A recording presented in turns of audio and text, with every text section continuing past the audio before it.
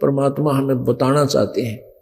काल के जाल से निकलने के ये फार्मूले हैं, और इन फार्मूलों अप्लाई करोगे तो आप काल के जाल से ऊपर उठोगे, ना तो उठे ना जा। ठीक है, जैसा करोगे, जैसी साधना करोगे, वैसा तो फल आपको मिलेगा ही मिलेगा। तो आप ये सोच लिए, मान लीजिए मृत्यु हो जा, फिर इस काम ने और इस परिवार ने कौन संभालेगा आके? आप ये सोचकर चलना पड़ेगा कि नो सोच लिया आज मेरी मृत्यु होगी, और यहां आप 2 दिन रहे, 4 दिन रहे, हफ्ता रहे, तो आप 1 हफ्ता मर गए, नो सोच लो मृत्यु होगी, हम संसार में कोई ना। आप हफ्ते पीछे जाकर अपने काम ने फिर संभाल लोगे। मान ले थोड़ा बहुत कोई गड़बड़ हुई भी है तो फिर कर लेंगे जा करके, और परमानेंट भी तो टिकट कटेगी या फिर क्या कर लेंगे। ये तो पक्का नहीं कि हम सदा ही रहेंगे, ना जाने कब क्या हो जाए जीव के साथ। तो इनको, ये जो फार्मूले हैं परमात्मा के वचन हैं, उदाहरण एग्जाम्पल है, इनको अपने जीवन में रह रहकर अप्लाई करके देखें और फिर ये कामयाब होंगे। पहले तो पुण्यात्माओं जो परमात्मा के नाम पर चलते हैं उनके काम बिगड़ा नहीं करते, दूने बना कर।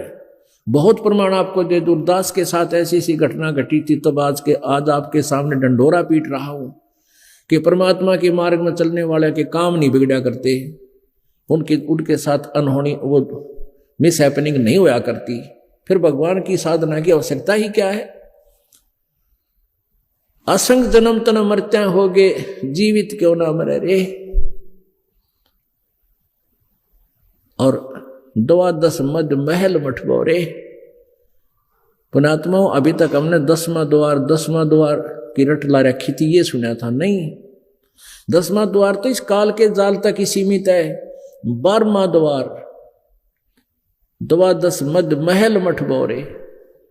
12वें द्वार में एक द्वार तो उस काल के लोक को निकल, 11वां द्वार जो है काल के लोक से परब्रह्म के लोक में प्रवेश करता है, और 12वां द्वार परब्रह्म के लोक से सतलोक में प्रवेश कराता है, वो 12वां द्वार है।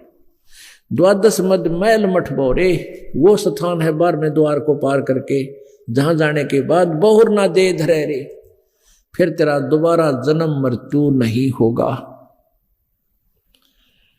और फिर क्या बताते हैं? दो जग भी सभी ते देखे राजपाट के रसिया,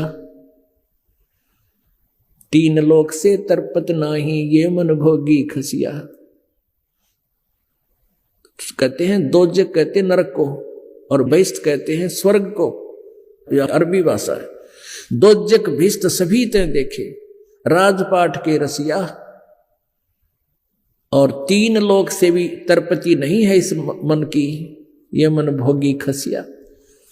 अपने आत्माओं किसी ने देख ले, किसी के पास साइकिल नहीं था, मोटरसाइकिल होगी, तो इन्होंने सोचा है भगवान एक कार और हो जाए, बस छोटी सी कार ले लूं, सारे बालक बैठ कर सैर सपट्टा करके बच्चा परिवार। एक छोटा सा कोई प्लाट है, तो इन्होंने सोचा है भगवान इसमें कमरा रसोई बन जा, वह बन गई। फिर ने सोचा है कि ये भगवान एक प्लाट और मिल जा, ये दूसरा बच्चा भी अलग से अपना ठाठ से रहे, वो दूसरा प्लाट भी बन गया। फिर ने सोचा इसमें भी थोड़ा बना दूं होता, यानी यह इच्छा खत्म नहीं होती, इतने उसकी टिकट कट ले, वो मर जाता है। और वो कोठी बनाई थी, उसके बराबर उसके अंदर कोई प्रवेश करने दे नहीं, क्यों गधा बन गया या कुत्ता बन गया, गली में बैठेगा पूछ दबा के। अब यहां कोई सरपंच बन जाता है गांव का, उसकी इच्छा होती चेयरमैन बनूं, चेयरमैन बन जाता है। सोचा अगली बार एमएलए की टिकट मिला है, एमएलए बनने के बाद इन्होंने सोचा मंत्री बन जाऊं तो मौज माच जा।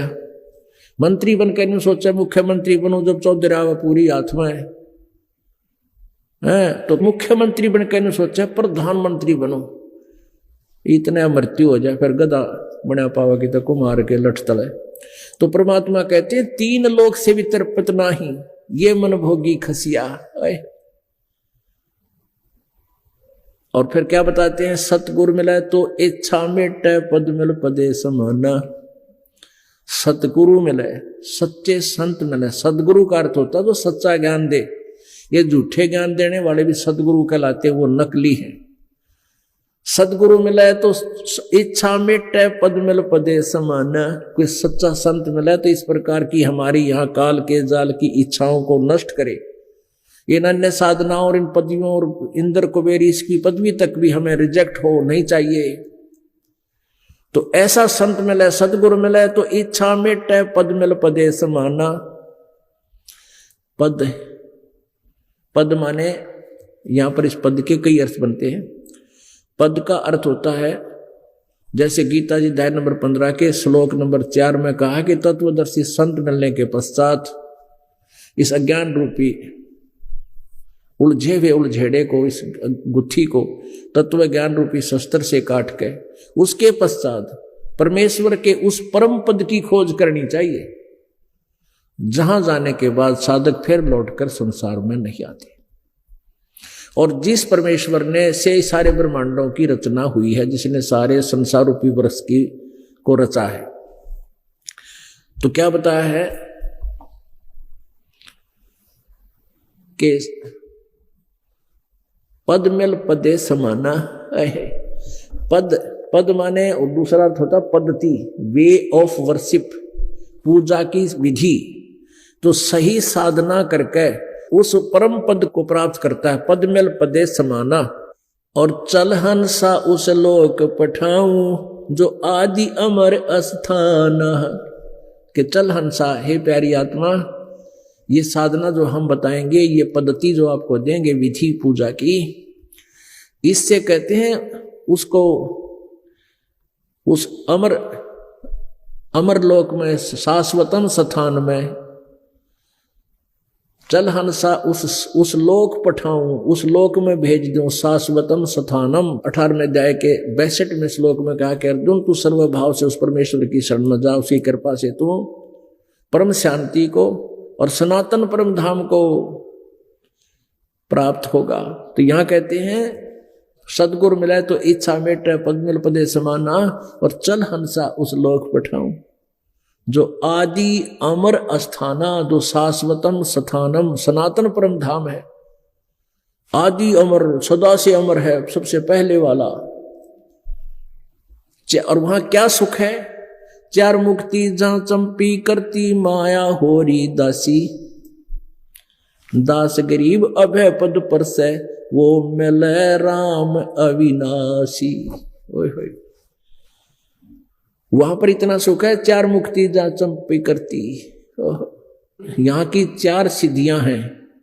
इस काल के लोक में ब्रह्म तक की साधना करने वालों को 4 मुक्तियां प्राप्त होती हैं।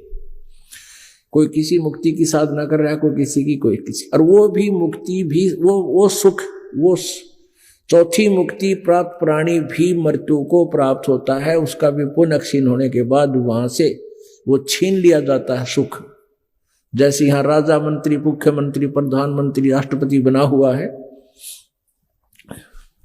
जैसे पीछे पोलैंड का पूरा कैबिनेट, यानी पूरा मंत्री, प्रधानमंत्री, सारे मंत्री, वो सारे के सारे एक के विमान में यात्रा कर रहे थे, सारे मर गए, एक्सीडेंट हो गया। तो यहां यही बताने चाहते हैं परमात्मा कि उस प्रधानमंत्री को कितना सुख था, वो छीन लिया जब उसका समाप्त हुआ। तो यहां इसी प्रकार कह रहे हैं कि वो 4 मुक्ति, जिनको तू 4 मुक्ति का सुख मानता, वहां सदा रहेंगे तेरे पास, कभी छीने नहीं जाएंगे।